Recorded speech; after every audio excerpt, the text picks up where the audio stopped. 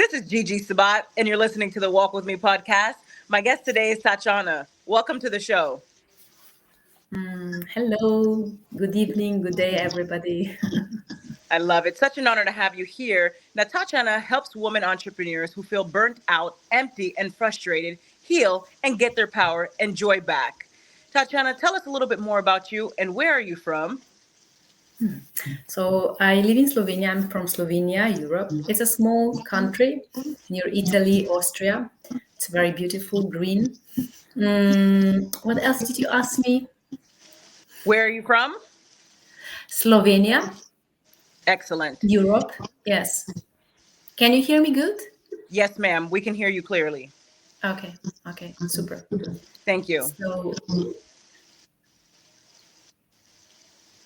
So, what did you ask me? Well, I'm a medical doctor, holistic practitioner, and I am working mostly with women who are struggling with depression, burnout, anxiety, and want to feel back themselves again, reconnect with themselves, get access to their vitality, their joy, their health, and passion.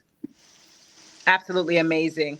Now, let's talk a little bit more about burnout. You're such a huge advocate for this particular topic. Let's talk about it for a moment. Mhm. What do you want me to tell about burnout? Yes, what tell What us are a you little bit. interested about? Great question. Tell us a little bit more about the folks that you work with, and what does working with you look like? How do you help someone overcome being burnt out? Okay, so usually people come to me when they have seen their family physicians, psychiatrists, neurologists, and they were prescribed with antidepressants, sedatives, and a long-term leave from work, because they need to heal themselves and they are looking for more natural ways to cure, to find their way of healing. And these are people who have usually worked for years, 10, 12 hours a day, neglected their needs, putting themselves last, and many of them are without energy. They are empty. They have problems like insomnia, like panic attacks. Some of them vertigo, mm, and also some other chronic illnesses like maybe thyroid problems, maybe problems with digestion, many things. So I usually first start working with them, just talking with them. I'm not psychotherapist licensed. I'm a family physician, but also acupuncturist, and have a lot of knowledge and background in meditation, breath work. So I work with them usually one to one. We start with acupuncture sessions because acupuncture usually quickly helps them uh, have more energy and also restore their nervous system. But then when they feel better, we work mostly on their emotions, on their belief system, and their habits, their connection with themselves, their attitude toward themselves. Excellent. And Thank I'm you, still Tatjana. hearing a lot of background noise. I don't know how do you hear it, but for me, it's still a lot of noises. Yes, likewise. So if it does get worse, we can go ahead and hop off and just hop back on and do a part two segment. But I'm going to go ahead and proceed here. So my next question to you is, let's talk a little bit more about your journey with depression.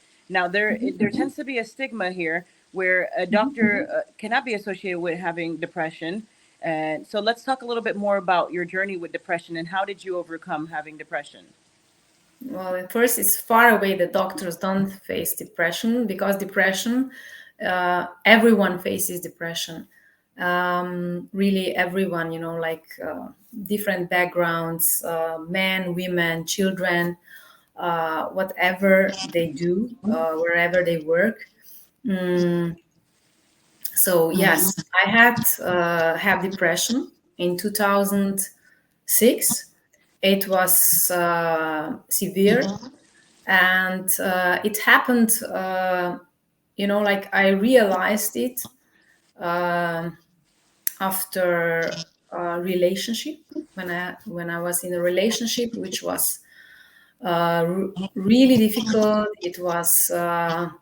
Mm, it was heavy relationship on a long distance. I had my partner on a different continent, so and we were coming from different backgrounds. And when I moved to the place where he was living and we started living together, um, there were a lot of troubles. And I realized in the last 2 years, when I was being in this relationship, working a lot, working night shifts as a doctor, I have definitely put myself last. I was saving a lot of money, trying to save a lot of money to support myself and him.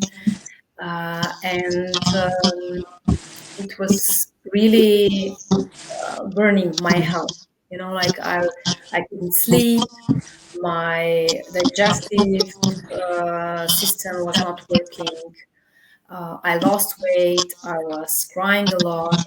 And the biggest problem was that I was hiding this from everyone, like from family, from my friends, from colleagues at work, because I wanted to show myself as, like I can do everything. It's working. I'm going to overcome this. And well, then I had a breakdown, and I realized that for maybe 2 years or even more, I was neglecting myself in a way, not listening to what my inner voice was saying to me about the work where I was, about the man I was with. It was, I was just focused, this has to work out. I'm in love with him, even though there were so many different things between us. And like I I have, remembering back, I had so many times my intuition or inner voice said to me, it's not okay, but with my mind, um, I just was, let's do it, let's make it, let's rock it. And but I'm happy now for it. Like it took me a year or maybe 2 years to overcome my depression. I did it without medicine, without prescribed medicine, which I'm very happy. And it that was my journey, that put me on the journey back to myself, back to learning about inner capabilities, natural body, natural body's capacities to heal, which we have. But in Western medicine, like we give pills for everything. Like you have symptom, you have a fever, let's take it down. You have pain, let's take it down. You have inflammation, let's take it down. But this is not a healing. This is just like suppressing symptoms. But the symptoms are just messages from our body, screaming, like there is something wrong. You're not being living your life right. Maybe some people maybe don't eat. Like at times I was, just on sandwiches. Like when I was doing night shifts, or maybe coffees, and not eating good food.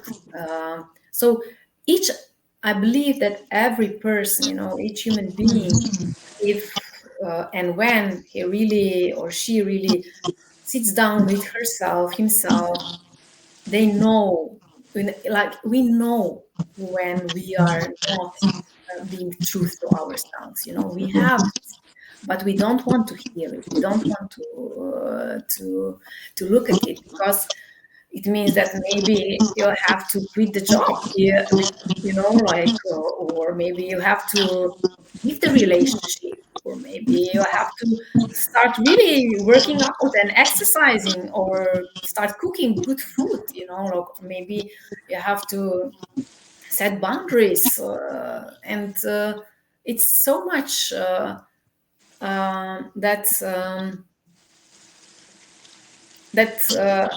we are called to do when we are facing real challenges in health, like being really sick. But then again, I can just say that it's grace of uh, grace of God, grace of life, grace of our spirit calling us, hey, wake up, like, there is more for you. There is much more for you than what you are doing, how you are doing your life. And that's actually that journey, like that dark night of the soul there, that year, that month when I was, like, I didn't want to go out of my room. I didn't want to even, like, see the light. I was afraid to go to the street to see someone who would know me, like, there was such big shame, so much shame about it, and I was feeling guilty, like, how couldn't, like, you're a doctor, how, how could you let this happen, why didn't you hear these voices, listen it before, so there were so many emotions that were inside of me, not just sadness. And I had to face them, month by month, like I was going to psychotherapy, I was doing homeopathy, I was started meditating regularly. Before I did it, but not regularly. I started with meditation. I went in India. I learned about breath work. I started doing breath work. I did qigong, like 3 times a week. I went to qigong. I did qigong, and it was really a lot of effort. But I learned a lot. I learned a lot about myself, about my emotions, about my body, our body, like the body in general, and how important it is really to connect to the body, because we have these bodies and the body is constantly communicating with us, but so often we are just in our head, where do we want to go, goals, achieving, like I was that too, and I still love goals. It's not nothing wrong with goals, but to get back to ourselves, to not be this masculine overwork, work, do, but more in a listening mode, more receiving mode, more, like, know when to take action and when to rest, when to say yes to someone, to go on a coffee with a friend, or when to say no, because if she is constantly just criticizing or taking a lot of energy from you when you are with her, then this is maybe not your best friend to spend time with.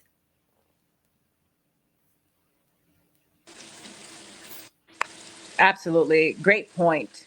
Know when to take action and know when to rest. Very powerful. Now, let's talk a little bit more about inner peace. Define inner peace for us, Dr. Tatjana. And also, what does someone with inner peace truly look like? Inner peace for me is like when I am, or a person, but I can speak for myself because everyone knows best for themselves, right? But for me, inner peace is when I'm okay with myself, no matter if I'm feeling wow, ecstatic or joyful, or even if I am experiencing troubles, even if I am experiencing tribulations, I can still sit and still be with what's happening to me. So I don't know if we got interrupted. Very I powerful. don't know. Thank you, Dr. Tatjana. Now, do you have any last words for the audience?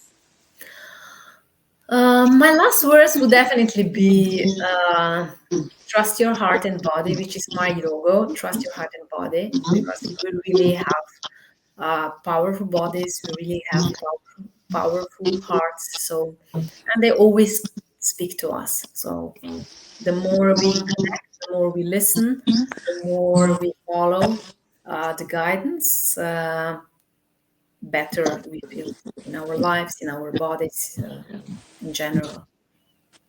Excellent. Now, Dr. Tatjana, where can the audience find you? Mm. Well, I have a website. They can find me on the website, and the website is en dot Tatjana